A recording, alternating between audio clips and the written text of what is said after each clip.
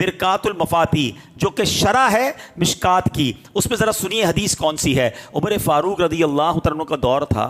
आप अल्लाह के नबी तो नहीं है ना, सहाबी है ना। सुनो सहाबी की करामत। दरियाए नील में पानी नहीं भरता था, लबरेज नहीं होता था, तो आपने एक रुक्का लिखा।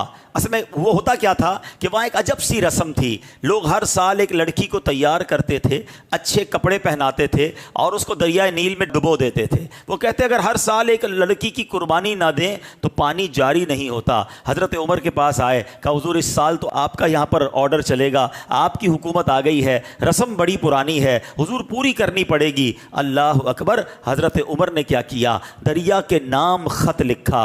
अजीब बात है ना, दरिया गुफ्तगू तो नहीं करता, पानी खत तो नहीं पढ़ता।